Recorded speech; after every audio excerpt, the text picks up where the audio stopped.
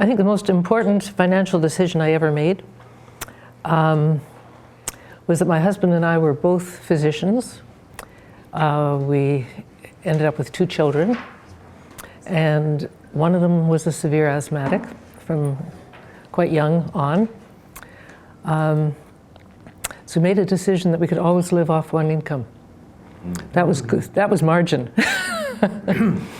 And initially, when I was still a resident, the income wasn't a great deal, but of course, as it grew, we tried to make sure that we could still always live off the one income and that we would buy and operate things on that basis. Paul, most important financial decision you ever made, or best piece of financial advice you've received? Well, the most important decision that I ever made was probably contrary to the piece of advice that I received. I guess the most important financial decision was sort of the habit, sort of a philosophical framework for looking at money.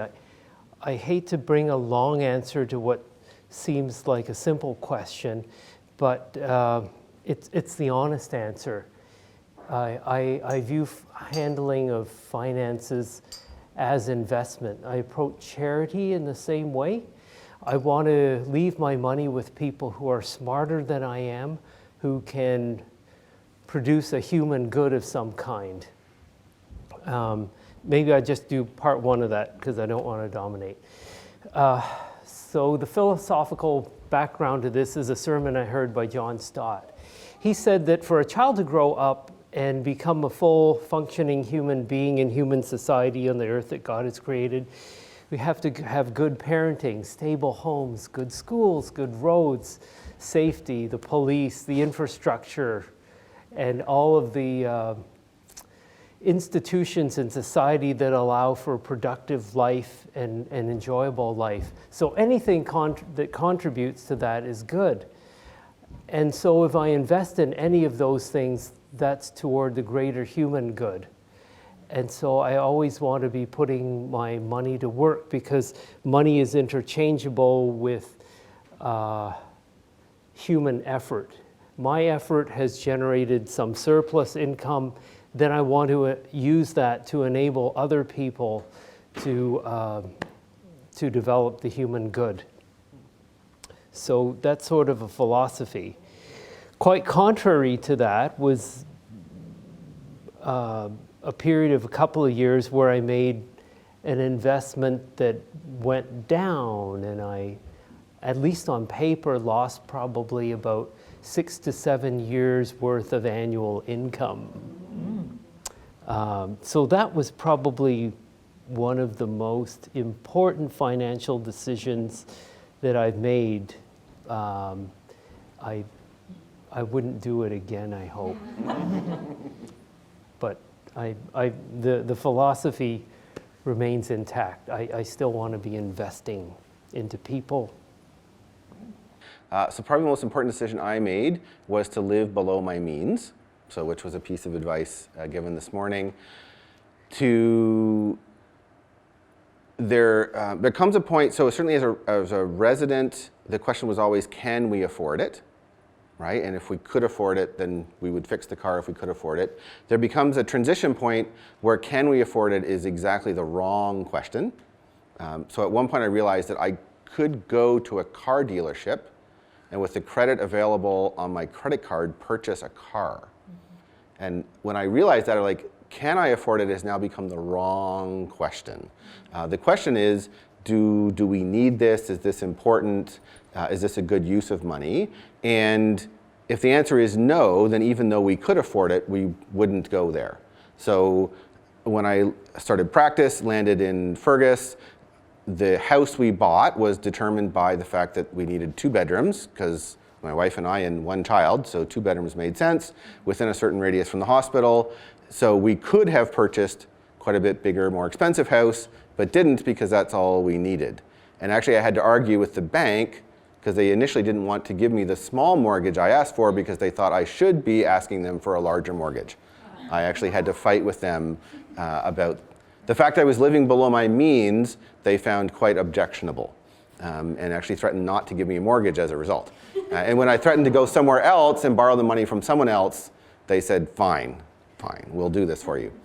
That has turned out to be very helpful because I certainly reached a point 5 or 6 years ago where I was busier than I wanted to be, and that was certainly generating a significant excess in income that was being given away or invested in something one time or paying down debt, and then rearranged life, recruited a colleague, rearranged some things, and about exactly the same time we entered our current dispute with the government, and so probably my gross income now is about half of what it was 5 years ago, through a whole bunch of things that have come together. And yes, it's a little bit tight, but I haven't had to go back on any of my long-term commitments to charities. I haven't had to move out of the house. The bills are still getting paid, even though the income has gone down that much. And that's because I chose to live below my means. And then when the means decrease significantly, a little bit like the one income, I'm okay. And I'm not able to give away, not able to do some of that stuff I was doing before, but I'm still okay. So the best advice I ever received was to live below your means. Amen. Yeah. Have you ever struggled with the question, how much is enough? Why has God given you so much? I found that a difficult question because I actually grew up in a situation, as I commented on earlier today, that we didn't have money for any luxuries. And to move from that to a situation where we had 2 physician incomes was a huge change. And what it really left me with was the big question of, okay, God, what am I supposed to do with it? Because clearly we managed to live without all this stuff.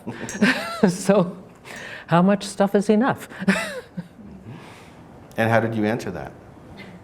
Well, as I said, the first thing we did was we always had a buffer so that if one had to quit, we didn't need to worry about meeting the basics fresh out of training.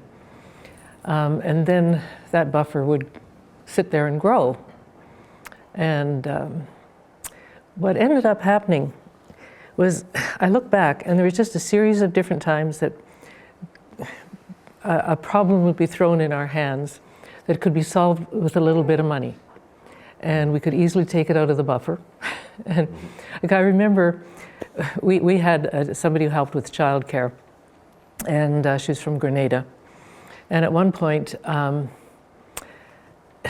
her children from Grenada were going to come up to live with them, but they didn't have a large enough place for them. They needed to get something bigger. And sure enough, every place she went and tried to rent somebody had just taken it. And my immediate gut reaction was to go to the complain because that was against the law in Toronto. And then common sense prevailed and I realized she could freeze to death in the winter before Metro would do anything about it. Because the law was there, but that didn't mean people were following the law. So instead, we made a phone call and said, what do you actually need? And it turned out that what they needed was $15,000 to be able to put with what they had been able to save and get a mortgage. So we looked at our bank accounts and said, we could do that, So we loaned them the $15,000 without interest, and they paid it all back. And then finally we said, forget about the rest. But they got what they needed in terms of housing and all the rest of it. And so it was very rewarding to realize that some of the stuff that God taught was really fun to do. So I asked myself the question, because as some of you know, I work with the mentally ill and the addictions population, and I need to do calculations on what they can spend on their dentistry, because we do a sliding scale. So I know that years ago, the poverty line for a single person in Toronto was about 17,000. For a couple, it was something like 24,000. And I thought about what it costs for me to have transportation and housing and so on. And I realized long ago I've had more than enough to get by, so it's enough. But more importantly, I discovered that people who have surplus wealth, it's never enough, because we're wired to be happy not on how much we earn, but how much additional we can get. So, it's always 6% more than, what I already have, and that will be the same whether my income is 17,000 or 170,000. People will always want more, and I know that I've had enough. I think the bigger question is, why has God given you so much? It has to be the reason to enrich others. I guess I'll say only that because I'm saving up for question 3. How much is enough is kind of has been the operating question, at least in finances for me, for always. Once I hit the point where what can I afford was no longer the question became how much is enough.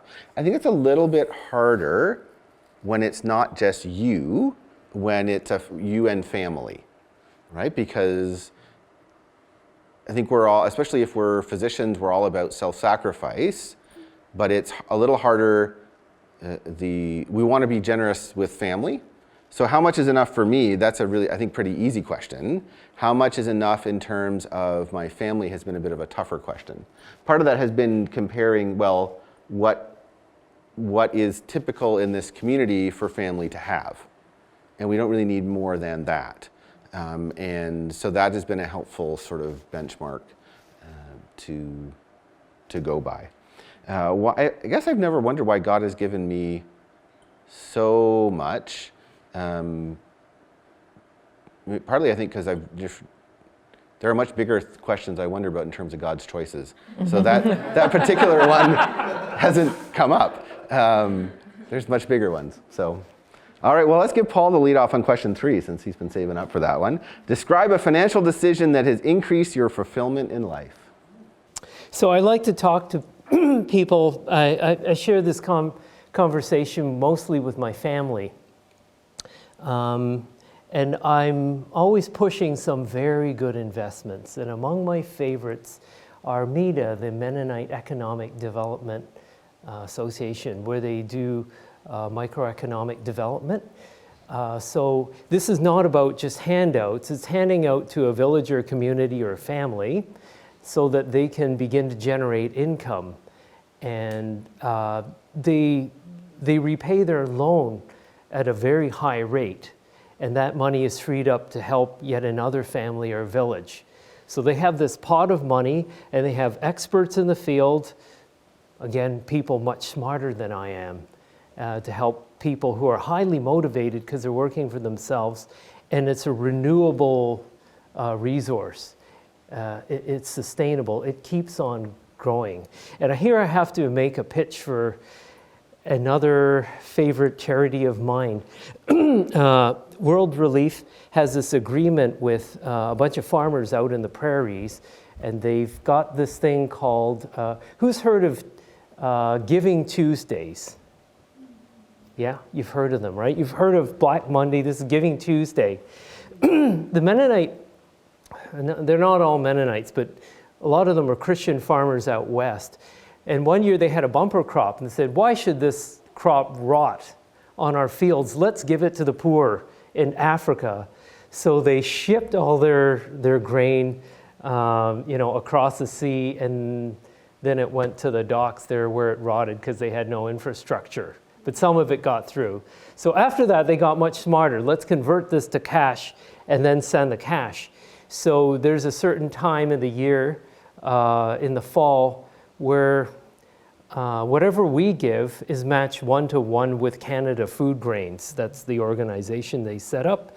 And then about how to get good return and the tax money back, the government will match that 3 to 1. So your 1 to 1 becomes 2 to 1 times, 3 to 1. So that's 8 to 1. So my dollar provides $8 of help to farmers in different African countries.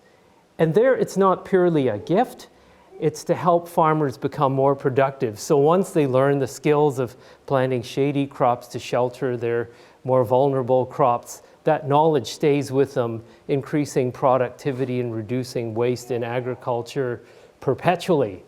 So those are really fulfilling financial decisions. Anytime I can find something that's leveraged and produces a lot of human good for my buck, I think that's really, really makes me happy, and it's much better in somebody else's hands than in my own. A decision which increased my fulfillment. I would say that the most important decision I made was I decided to work part-time. When the kids came along, as I said, one was an asthmatic. All pediatricians who treat asthma in kids don't work on weekends. And so made it a lot easier to have a fixed routine and be able to book those sorts of things on one day. And then I realized, there was a lot of things that were fun to do with that extra day. It included things like helping out at the kids' school. It included things like helping out with some of the children's programs at the church and a whole bunch of other stuff. And figured it was a really good bargain to free up the time for that kind of thing. And then, of course, the kids got older. So at one point, for a period of time when they were really small, I was working 50%, and then I graduated to 80%, but never higher than that. The interesting thing was, by the time I left KGH, a majority of the anesthesia department was working 70 or 80%, and recognizing that there's other things to do in life besides get more money, and there are other things one can contribute to. And so then, because of some of the experiences I'd had, thinking that way, the kids were gone. I started doing short-term medical missions. And of course, it was easy because I could book at a time when nobody else wanted to take vacations. And you pay for it, you go and do it, and bring surgical care to groups of people that otherwise would not get it. And so I found that basically by just having gotten into that habit of cutting back from being only a doctor, an awful lot of other really rewarding and interesting and helpful things that I felt really were God-directed. Residents started asking to be able to come with me. And when they said they wanted to advertise it in the CARMS system, that possibility in overseas, trip was, I said, okay, but then you got to pay their flight, which they did from then on. But many of those residents were Christians, and it was a good experience all around. Some of them weren't, but the bottom line was you come to devotions every morning, and you were respectful of, what are the principles under which the mission works. So I guess my fulfillment came from just having that flexibility. Although it's funny because I still remember the first time I was going to Nepal. And we had somebody, a Nepali background on the staff. And he came to me when he heard where I was going, "Who's paying for you?" And I said, "I am." Oh. And it was interesting. It was just a concept. He couldn't imagine that maybe I'd just go because it was something that I could contribute rather than something I'd be paid for. As I initially was thinking I would answer this question in terms of the half living below your means. But actually, as you guys have talked, decided when I set up practice, I was going to be in call 1 and 2 because there were 2 of us in town. So chose to invest some of the surplus in my backyard. So the backyard's got a pool with a waterfall, and Jemmy's been in my backyard. And yep. But it's become a real resource for the church that I'm involved in. And there's now 13, 14 years worth of kids who've come in the summer and played in the pool. And the backyard has always been open. And it's been fascinating to watch how you invite people to make use of the space. Like, even if we're not home, just show up. And how many people just can't wrap their heads around that. But a few people have. And it's really enriched their lives, and it's brilliant to come home and there's a bunch of kids in the pool, and it's wonderful, right? Because then you hang out for an hour and watch all these little kids enjoy what you've made available, and knowing that out of your excess you've made this available. So I think that's been a very fulfilling experience. So, and this past summer I had to invest a bit to replace a few things. So I can't wait for next spring because it's almost like it's a brand new pool. It's got a new liner, there's new stonework done. And there's another, so my son's 21, he's sort of launched, and there's a whole nother generation of kids in the church that every summer you get to watch them swim further, and the next summer they're taller and can touch, and so you're living this all the time, and that's been incredibly fulfilling. So, What has become your top priority around finances and why? So one of the principles that I often reinforce, and Paul took this personally once a couple of years ago. Anyways, the concept is that you need to know what your time is worth. And if you're doing a task and you could pay somebody to do that task for less than your time is worth, and you don't enjoy that task, you're just an idiot if you're doing it. And then Paul, like on the couch, like a few minutes after I said it, said, "Wait a moment, I think Dan just called me an idiot." But he got me back at a later conference, so it all worked out. It all came back. So if you're doing a thing and you don't like it, and you could pay somebody, why are you not working? So so I don't really like mowing the lawn, and if my time is worth $200 an hour, and I could pay somebody $20 an hour to mow my lawn, when I mow my lawn, I'm paying $180 to mow the lawn, because that's how much I'm ahead by the choice to do it. Right? And if you really enjoy mowing the lawn, great, $180 an hour for something you really enjoy is actually a pretty good deal. And if you've got kids and have gone to theme parks, you can do the math, you're like, actually, that's not bad. So strongly recommend. So we have somebody who comes and cleans, and she's now semi-retired and kept us as clients, because I think she really enjoys that interaction. There is somebody who does lawn work part-time, and he loves to garden, and so he takes care of the garden. I still shovel the driveway because that's actually physical activity that I enjoy. Yes, everything you can delegate and pay somebody else. So then you either work during that time, or you do something you enjoy, or you hang out with your family, or you do something that only you can do. And all of those things, eventually you aren't doing. Would recommend that strongly. Can I add an addendum to that? Yeah. Initially, of course, kids in a large house and a cleaning lady who we became very good friends over the years. In fact, she fed me a lovely lunch just this week.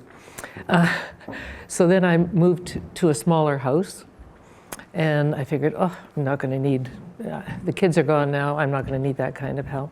And the phone rang. She said, "When do you want me to come?" And I took it, is Wednesday convenient? I realized she still wanted the income. Yeah. So I still didn't clean my house. Top priority around finances and why? Back to that teaching, where your treasure is, there your heart will be also. It works the other way. Where your heart is set to be, then your treasure will follow. had a friend who years ago was invited by somebody at World Relief to go on a trip with him to see where the money is being spent. I thought to myself at that time, gee, you know, your time's worth a lot, and the money that you would spend to go visit this country, that could go a long ways to actually helping churches help people in the target country. Why would you not give it? But I'm thinking differently about that now. In terms of fulfillment and getting more contribution, it's probably best to actually go visit where you give your money to. Because you notice that if you work at your own office, though you spend money, you know, fixing up the place or your house, there's some enjoyment out of seeing the money get spent. Or if you contribute something to your church, it's nice to see, like Dan's got, actually sees the kids come to his pool and enjoy the place. But a lot of the giving that we do, it just goes and you never see it, right? I mean, World Vision has this program where you have a child that you support and they write back to you, and that's something. But I know administratively it's very costly for them to run that. But increasingly I'm thinking about, I want to actually be there to see smiles on people's faces. Now, I realize working with the poor in Toronto that it's not primarily lack of money. They have families that can give them a whole lot of money in a short time. They support the hospital, they donate, they give their family member in the hospital a lot of clothing and stuff. It all just vanishes. They give it away or throw it away or they misuse it or break it or something. It's not about money. We could put $10,000 of work into somebody's mouths and it could be gone in a year or two. It's more the discipline, finding the motivation to do things. If I could, you know, if I did what was most helpful to my patients, I would go there every night, remind them to brush and help them to brush. But I can't reparent each patient of mine. But that's what they really need to benefit from the labor that we put in to enrich their lives. So the other area that I trained in is counseling. And I thought that, you know, on the day of accounting before Christ, he's not going to ask me necessarily for, you know, with the CRA, like all my tax returns. He's going to ask for an accounting of what have you done with the gifts and the training or whatever I gave you. And I realized I did this much in dentistry, but very little in accounting, in counseling. And it's becoming more clear to me that a top priority would be putting more of my own labor and effort in the same places where I see the need.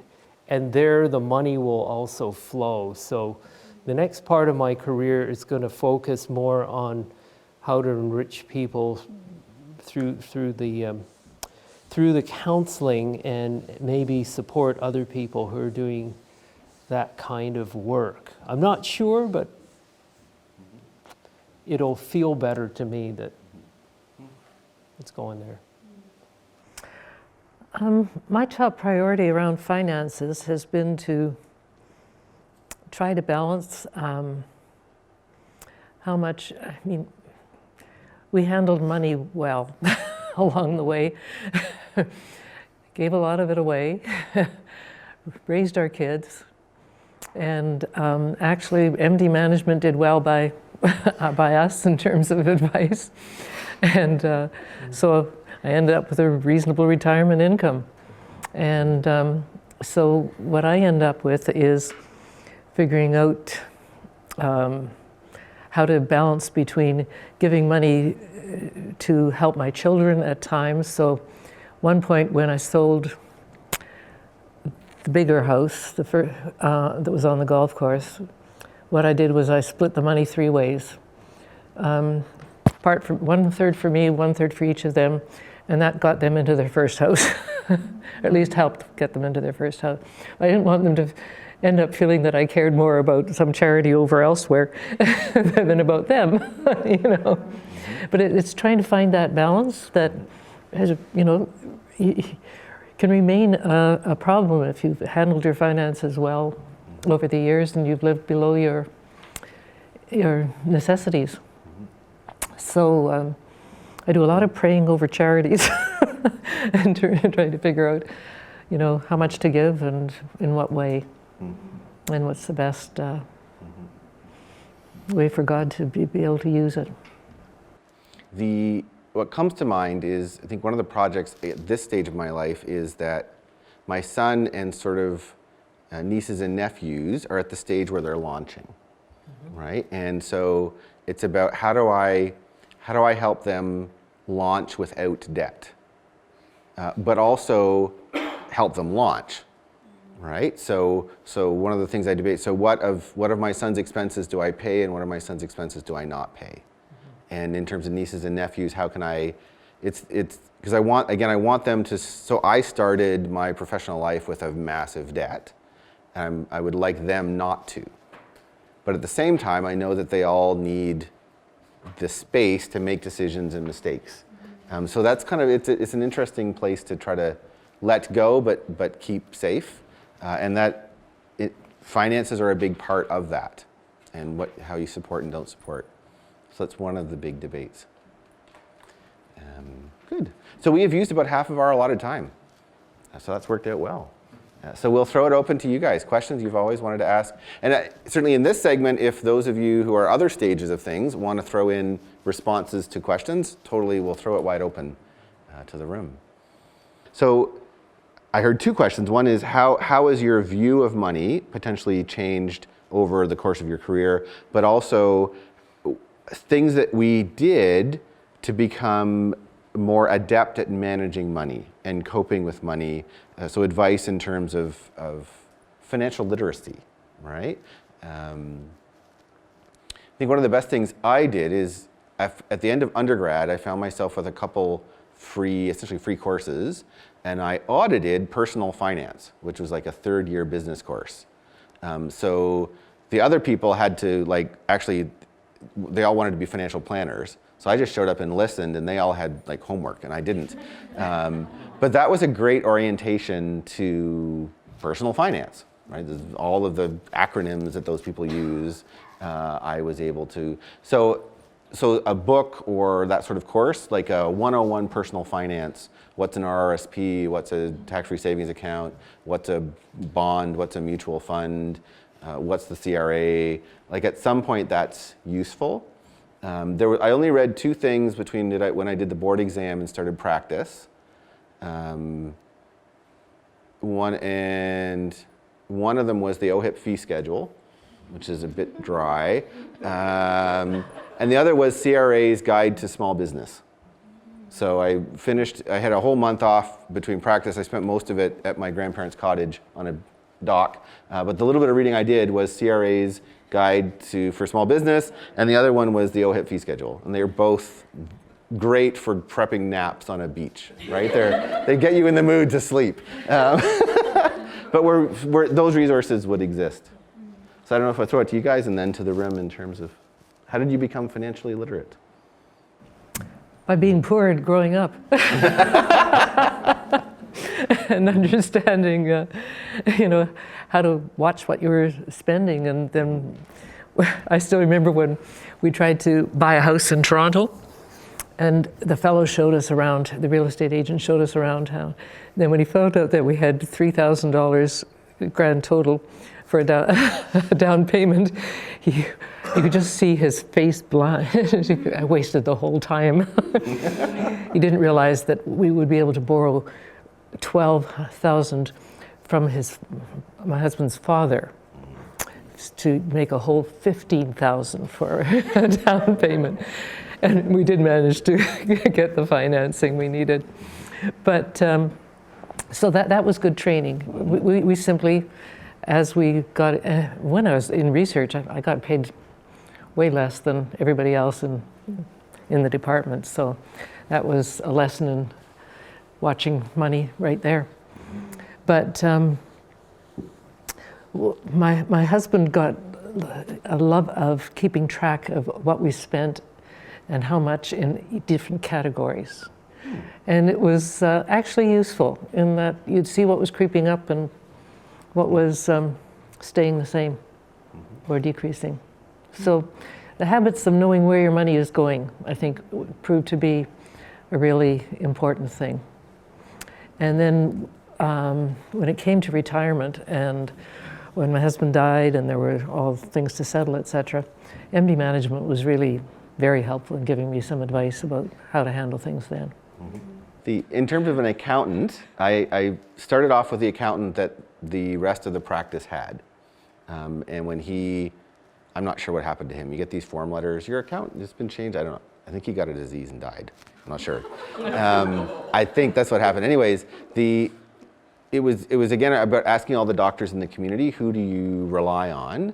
And my current accountant is somebody from my church, which is wonderful, but her portfolio is primarily physicians, right? So she's somebody she's a specialist in physicians, and most of the clients she has are physicians, which is helpful in terms of, so asking around, but then finding somebody who specializes in us. So, Paul, I didn't give you thoughts on that one? Well, I think a lot of my financial instinct was inherited. My grandfather on my mother's side was a banker, and he raised a family of 10 or 12 kids purely on investment income.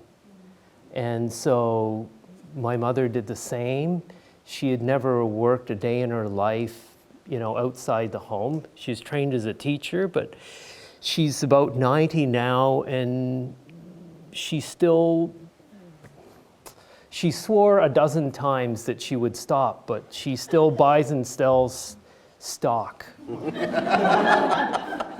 And when I was a teenager, it was just expected that I would start investing. And throughout my career as a dentist, it was also expected that I would begin increasingly to earn more income through investing than I did for my dentistry, right? Like, it was just part of it. And in our culture, you never go to the bank for a loan if you can help it, right? Stay out of debt.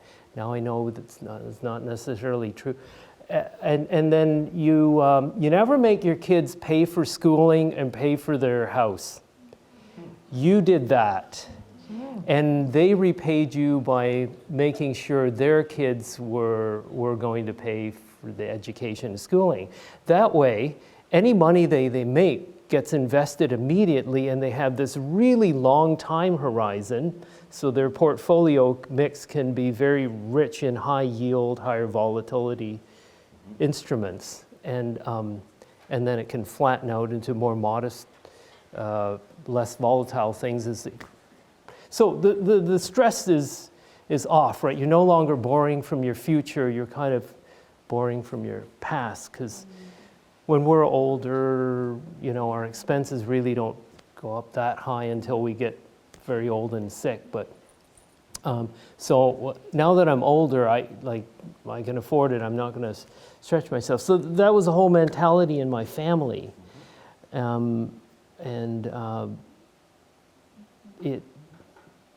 it's a habit that grows.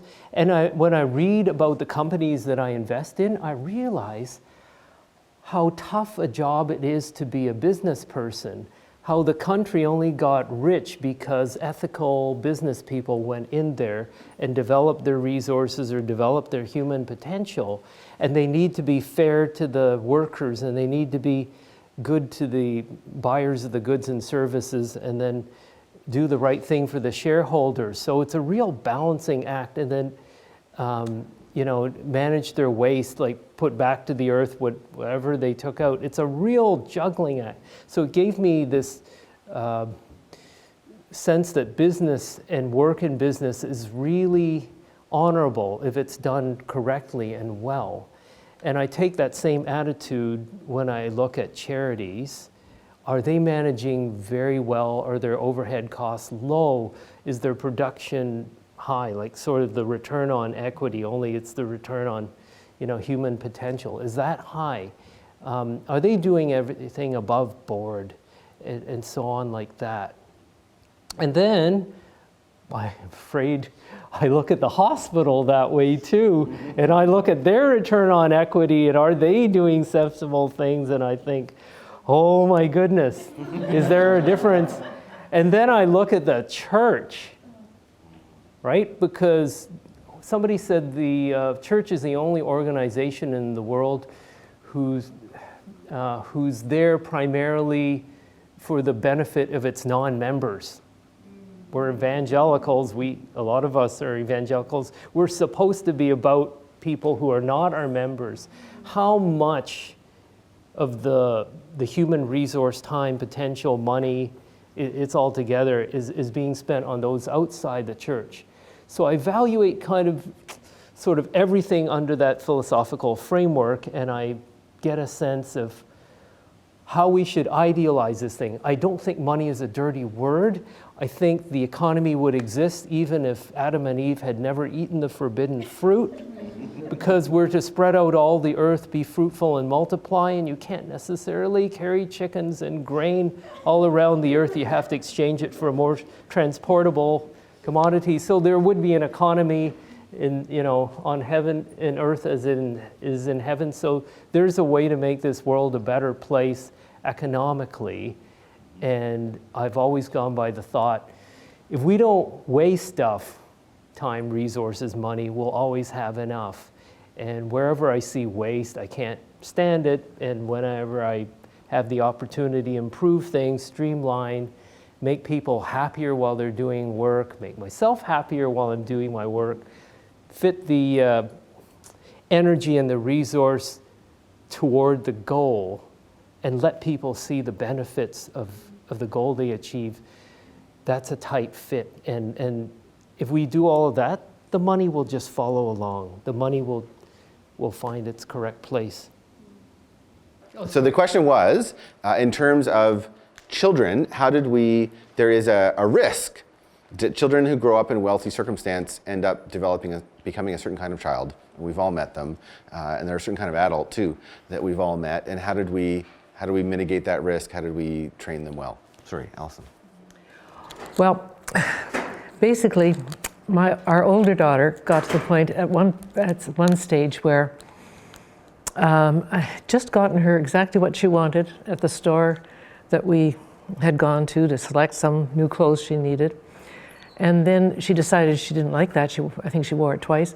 She wanted something else. And so at the age of 6, she went on a budget. She had so much per month that she could spend on clothes. She didn't use it some months. It would build up. But what she bought, she had to wear, and no more than that.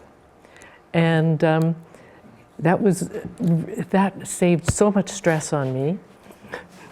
And it worked beautifully, and there were no arguments. And we actually took a parenting course once, and that was very helpful because my husband was a child psychiatrist. That would help. And the person teaching this was held at the Montessori school that the kids were at, and they were doing it for the parents, so we signed up for it. So they're going around the room asking what everybody does. He said he worked at the hospital.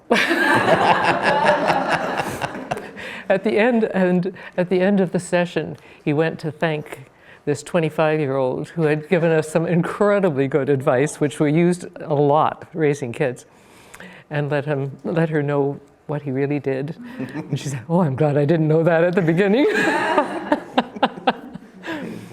Yeah, but I think as doctors, when you end up with an income that is more than you really need for a level that is perhaps healthy for kids, that parenting course did a lot of good.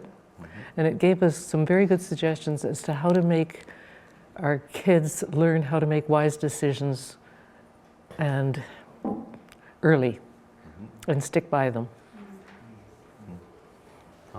I got something to say, but before I do, my son's here. I'm going to let him say some words about what he picked up from us in terms of spending. Basically, to sum it up, they were cheap. And it came about not because of anything that we said, but how we reacted to situations. what? You overpaid $2 for such and such. So the thing that I've had to do to correct that a bit now is that I think of the human labor that went into that service or that shirt, and is it a fair price that you're paying? Should you not, So, but we've never had really any problems with any of our 4 kids to ask them to spend less. We gave them whatever they wanted. They didn't have an allowance. Whatever they asked for, they pretty much got, and they would ask for very little. They picked up an attitude. They picked up an attitude. My wife still to this day has to go to the store and bring stuff home, and the kid would say, no, it's too expensive, take it back. So she'd try again. And I think, in terms of the attitudes that your children develop, I think very much it's what they see modeled, right? And so part of it for me was that Stephen was born in medical school and sort of his formative years were residency. So I didn't have a doctor's income, right? And once we had that, he had sort of developed his attitudes towards life at that stage. And certainly he got lots of no's, but the no's were mainly about schedule and time related to medical school and residency. So that most of the things about money were yeses, but lots of his desires had to be delayed. So yes, we can do that, but in 3 days, right? And so he sort of adjusted the idea that just because I want it now doesn't mean that it'll necessarily happen now. And if I wait, it will be even better, right? Because we could go to the movie tonight, but I'm on call, so you know that we might have to leave, or we can wait 3 nights and I won't be on call. And he didn't make a judgment call about how much he really wanted to see the movie to the end. Some movies he wasn't all that interested in, but it was a chance to go out and be like, oh, we can go tonight. But if it was a movie he really wanted to see and enjoy with me all the way to the end, well, we'll wait 3 nights because then you're not on call. So it was that skill of, I'll wait for this, I don't need it yet. So the question for the camera is that Scripture says that the love of money is the root of all evil. But if you're paying a lot of attention to money, in terms of how you spend it, how you budget, how you invest it, how do you give it attention without giving it affection? Is that a way of phrasing that, right? I don't know, I'll throw that to the panel because it gives me time to think. So how do you pay attention without becoming enamored or affectionate? Since money for me is not about security and it's not about identity, it's, in my mind, primarily a tool by which I do more important things. The management becomes I'm not managing this money well so that I have more of it.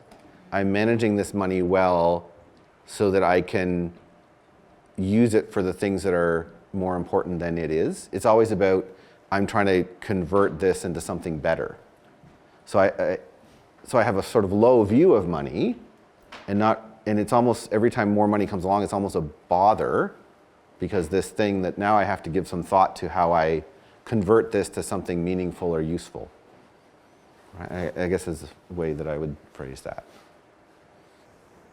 I guess my experience has been that I get probably both through parental teaching and also just practice, was to view money as a responsibility rather than a love. That the more money you had, the more responsibility you had to figure out how it was properly spent. And that's where, prayer, reflection, and wisdom, and it was responsibility. So the more you had, the more you had to take care of. That's right. Yeah. Mm-hmm. Cool. I can't remember the exact words. A verse from Proverbs, something to the effect, the rich man never stops worrying about his money, but the poor man has a good night's sleep. Something to that effect.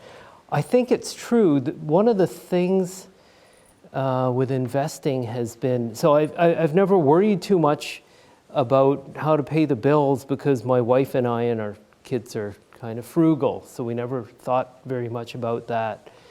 But now in the era of market volatility in electronic trading, where the computer can trade in microseconds and cause gyrations in the markets, boy, it plays something with your emotions. Investing for me has taken the place of marks. You know how you felt toward marks? You put a lot of work into it, and you study hard, and then you get the essay back or you get the test back, and then the teacher praises you for doing well, or you feel really disappointed if you didn't do well, and when you feel disappointed, it's really hard to get the motivation to study again if you have a string of failures. Somehow, money management is just like the same psychology as marks management. So it's not just about the money, it's about reputation, skill, effort. It's whatever marks means to you.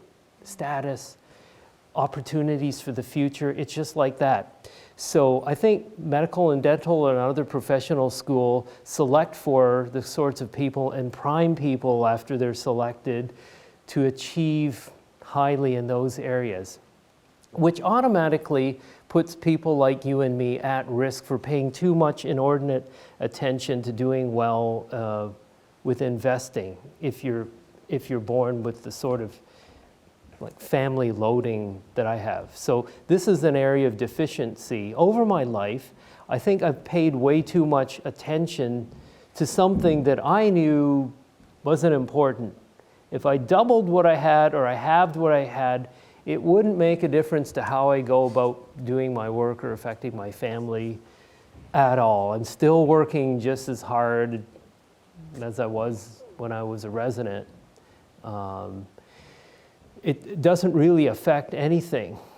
And I think the piece of wisdom that I've finally had to swallow, and this was one of the hardest things for me to do, was to just put my investments at arm's length from myself. And just say, well, if I'm not there to make the trades, then I don't have to pay as much attention to it, and I won't feel the ups and downs very much, and I'll probably be richer. If I'm not richer, I'll at least be happier or less distracted. So that was one of the things that happened this week. I made my final transfer and I cleared out my investment account, and I've decided this is going to be delegated to somebody smarter and emotionally detached from this, and I'm gonna focus on other things. So Thank you very much for your attention. I think supper is about 10 minutes upstairs.